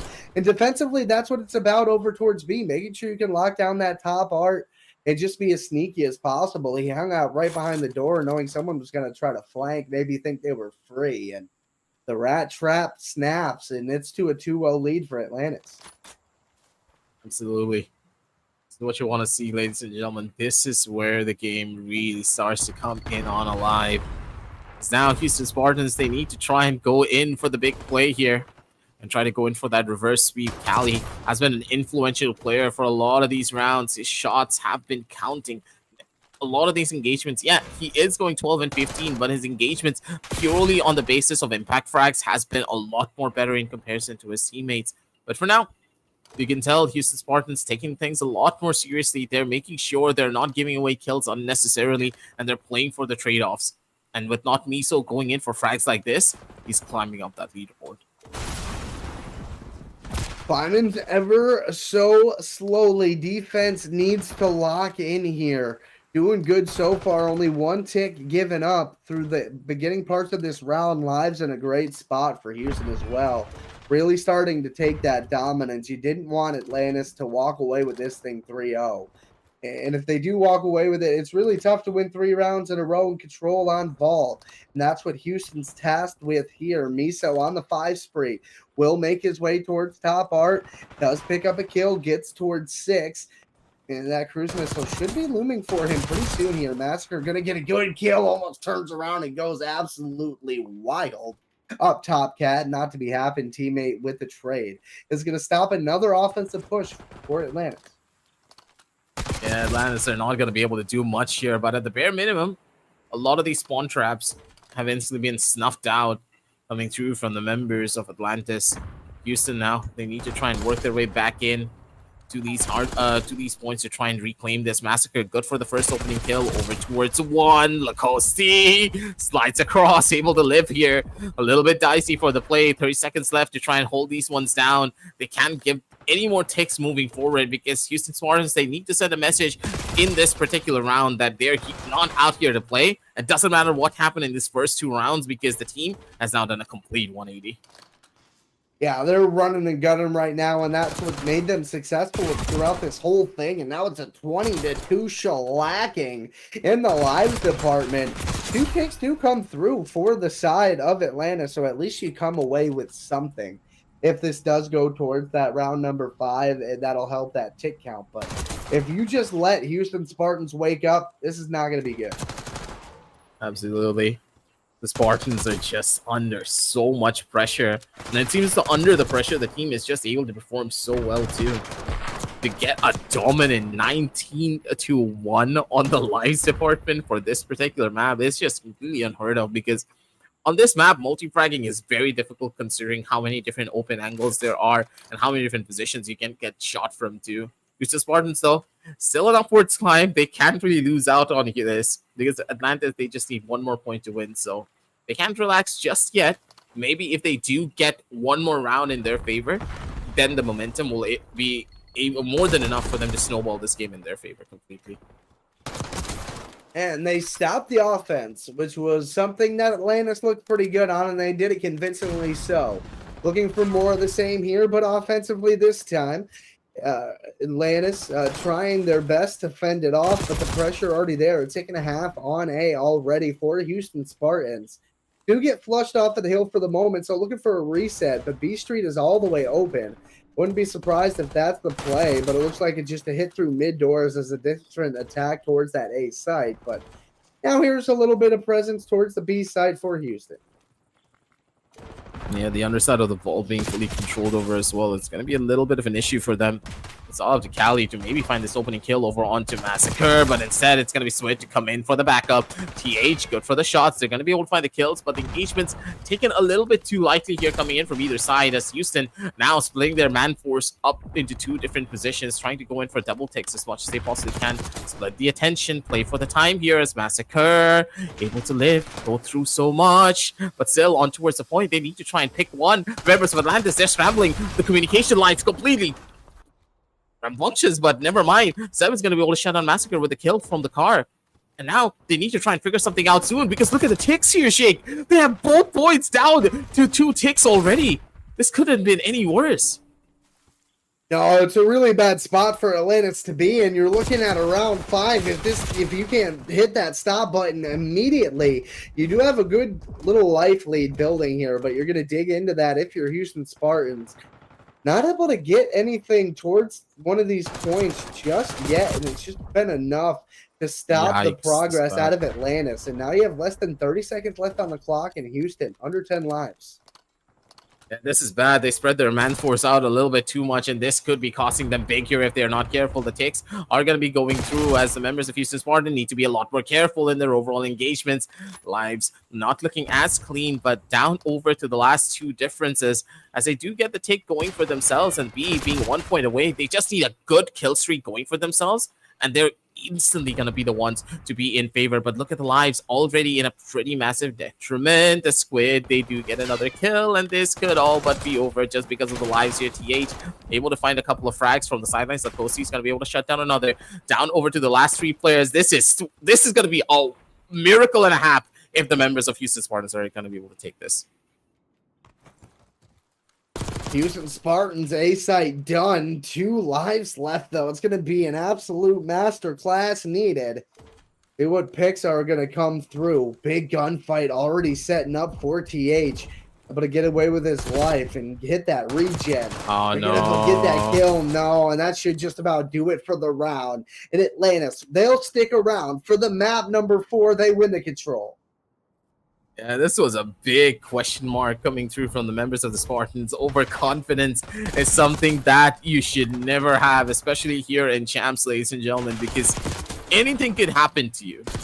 there could be an instant resurgence from a particular team where their communication just allowed them to do so much on this particular map. They played the game better as a team. Yeah, the members of Houston Spartans, they just had the better gunfights in a lot of these engagements, but Atlantis just had that better setup. They were able to trade each other a lot more better, and their communication lines were just far superior. Yeah, and I mean, the slang was pretty good for Atlantis, too. Squid led the lobby in damage and had 32 eliminations in his own right. So, a really good map for Atlantis. If you're Houston Spartans, you hope you didn't open a door for something horribly upsetting to happen to you, but you really never know at this point, right? Now Atlantis heads into a map number 4, and you start to worry, you start to look around, and you think that maybe they have a chance here on this skyline. It is a really fast-paced map, and I think that may play out towards the favor of Houston. Absolutely. We're going to need to see where this is going to go here. It's going to be a big question mark, in my opinion, on what's going to happen in map number 4, because this is going to be a huge hit or miss coming in from either side of things. Listen, chat, we're going to toss it to a quick break. Map number 4 will be here. Oh, no, I think we should be all right. Yeah, so I guess we'll just keep... Okay, all right, we're good. Map number 4, we'll be right back.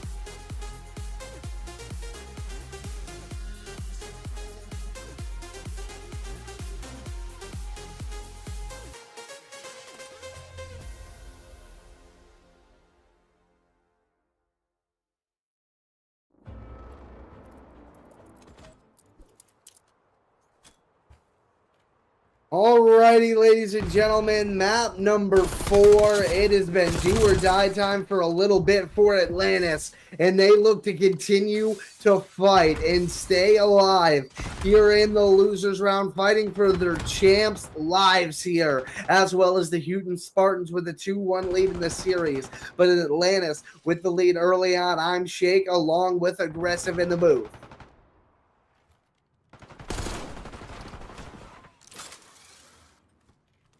Things kicked off. Atlantis still continuing to roll along here.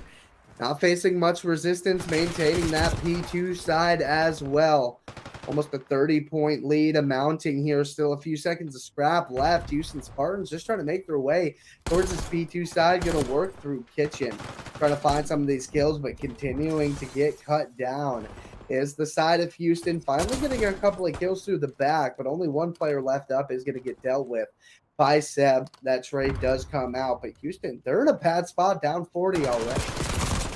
And they're going to need to try and contest this one as quickly as they possibly can. That first P1 is just so difficult to break into if your opponents are in a little bit of a better position here. But overall, timing is pretty much present and ready. As you can tell that the members of Houston Spartans now looking for something a little bit bigger here. Able to spawn out, go in for the rotational pickoffs as Not Me. So has the better position. He goes in for the hold. He's able to keep things going for their entire team. As for now, the members of Houston Spartan under full control. They don't have anything to worry about, but they need to secure the rotationals into this next point. Need to continue to roll. Good P2 out of the side of Houston just to get right back into this thing. But now you're going to have a good setup for Atlantis P4 side in their hand as well. They do have Houston Spartans working on that, but you're going to have Atlantis well aware of that play going to come through for Houston Spartans, just trying to find these kills, come out on top of the trades. Is exactly what they do, and P3 will be theirs for now. They're going to need to try and go in for a little bit more of a better hold at the end of the day. What is the real play for them as Houston Spartans still in the opening, but they amazingly, the members of Atlantis, they're going to be able to flood through together, but TA, sneaky position, he's going to be able to take out two, and immediately the retake call coming through from the members of Atlantis, getting put down to a halt, to a grinding hold, mind you, because they're just not going to be able to go in for the hold of Massacre. He's been going in for these spawn camps so beautifully, and this is what you want to see. These spawn traps coming through for Massacre is like the game changer for them, because this is stopping the members of Atlantis from setting up proper rotational lines onto that next one. 50 seconds left on the clock. They need to try and go in for the retake or try to fight Massacre to get into better spots for these rotations. Yeah, Massacre is just absolutely lighting up the board right now. 8-5, 9-7 out of Not Me. So 11-8 out of Lacoste to the tune of a 50-point lead for the Houston Spartan boys. Massacre, big two-piece, is finding a third as well. Does finally get taken down in the bathroom. So that's going to be Atlantis taking control of the hill for now. Lacoste in the back is going to find two, looking for the third. The rotation does come out to play his life through bedroom, and that player in Anthony is going to pick up two and stays alive for the moment. Can't quite find the hill. That's going to be Houston Spartans over the 100-point mark. They're doing so well for a lot of these fights. Kashi, though, could cause some problems from the sidelines, and yes, he does. The members of Atlantis, they're going to be able to get this point back on the board, set up a proper rotational line. That seems to be the job of Massacre for a lot of these fights here. And I do believe that Houston, they're just not really risking this anymore. They're going to give up these 10 seconds. They're going to give up the extra points and just set up a better spot and a better hold here onto this next point. Take your teeth in, Houston Spartans. What do you have for us on the P1? It did not go well for you last time. Looking for different turns of fortune. You're going to get 3 dead in the feed, but the last player alive in Kashi is going to be able to find one. Squid onto the hill, trying to take out the lead for Houston Spartans. Squid going to find another one. Allow his teammates to get some time on the hill. Massacre playing for this P2 side massively already. Goes up the zip, trying to make some noise to Top Cat. Massacre going to go ahead and find himself too. Great play through the bottom, looking for more. Can't quite stay alive. Anthony going to maintain that P2 side for his team. Yeah, they're doing so well for a lot of the engagements, but good lord, the members of Atlantis, they're going to be able to stabilize themselves so beautifully here. But immediately, the members of Houston Spartans, they're able to answer back in kind. The shots just keep on connecting. The head glitch coming through from Seb could just give him the edge that they need here over on the opposite side of the pool, but it's just not going to be enough. Positions far superior and better as the members of Houston Spartans, again, they don't really care about the last couple of takes. They're trying to set themselves up for the rotationals. They have better spots, but Atlantis, they just reached P2 first. Yeah, and that's going to be a key to success. Whoever stays ahead of rotations, now you're right knocking on the door. If you are Atlantis, but you're going to find a way into the hill just to contest for a second, be a nuisance, not able to stay alive long enough. But Houston gets the reinforcements through, and they now are really starting to win some gunfights. 36 seconds left on the hill. Houston Spartans looking to take over and extend this lead. Doing so well for these engagements, and that's exactly what you want to see. Kashi in a little bit of an awkward spot, trying to break through for his team, but it's just not going to be enough. The members of Houston Spartan, they just have an iron hold, a strong start here for this P2, as they're just not going to be able to try and break through anymore. The next point is where they're really going to need to play for as Atlantis. Do they have the proper rotation line set up, and do they have a proper cross setup as well to stop the members from Houston to try and take over this point? And yes, they do. This is going to be the point where Atlantis finally maybe gets a little bit more of a take going for themselves, but instantly the members of Houston's, they're just ready to answer back in kind.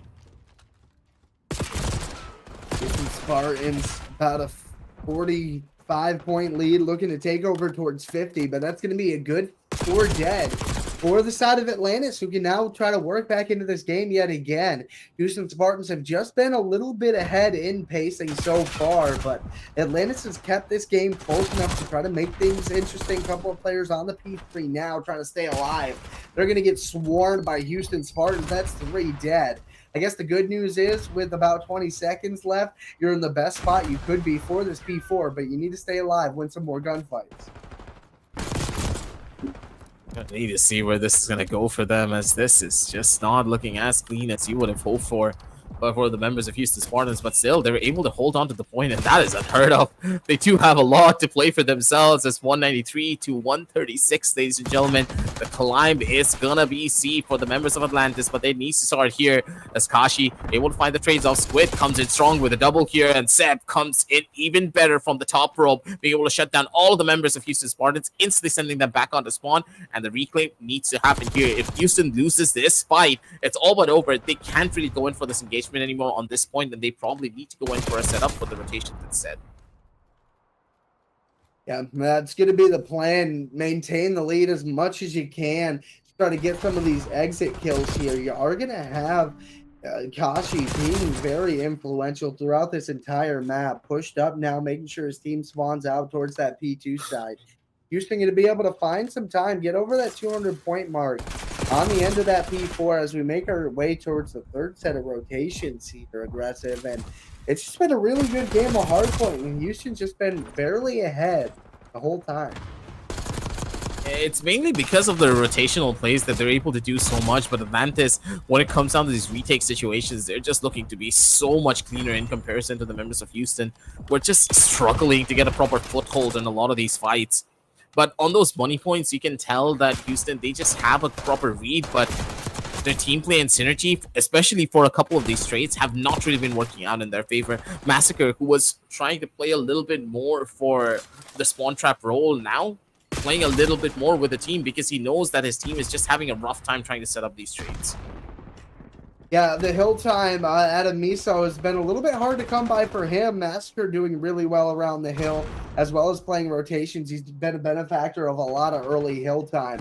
And that exit time is going to go towards Atlantis. They're looking to get over that 200-point mark, looking a lot better than they did in that map number 1. Gun certainly a lot hotter. In less than a 20-second lead, they did an excellent job closing the gap on the P1. Doing God's work out here is pretty much what's going to be the necessity for a lot of these rounds, ladies and gentlemen, as well. As you can tell that Houston, back on the driver's seat once again, they have the hard point in their favor. Time ticking away, down over. The kill feed lighting up in the name of Houston as the respawns finally come through, but it could be a little bit too little too late. This is going to take a miracle and a half to try and go back into this. As Houston, they just keep the ball rolling in their court, momentum heavy, and the iron striking hot. As Houston Spartans, they take map number 4 in their favor, taking the series on a 3-1 victory. And there it is, folks. It's not to be happening. No reverse sweep tonight. Atlantis will bid you adieu for now. We'll see you next season. Houston Spartans, they remain alive. They just had too large a lead early on in this game to really let it go. And fought valiantly, did Atlantis. It was just too little too late. Yeah, there was not really much that you could have done to turn this one back. Houston just didn't really have a good read. Like, they just had a much more better read in comparison to the members of Atlantis. Yeah, map number 3 was a little bit more of a showing of Atlantis could really do if they really set their mind to it. But with so many subs coming in and Kashi coming back suddenly into the series, it just wasn't really enough for them to really dig their teeth into a proper series where their team play and synergy would really shine. Yeah. Tough scenes for them, and if you're Houston Spartans, you bounce back after a tough loss, and you live to fight tomorrow. So it's going to be a good situation here for you. Chat, we appreciate you guys so much. Production in the background, holding it down. Shout out all those gentlemen, Zane, Elixir, Bullet. Love those guys. Aggressive, I appreciate you waking up and banging this couple series out with me. Keep it locked in for tomorrow. More championship weekend coming at you. We'll see you guys then.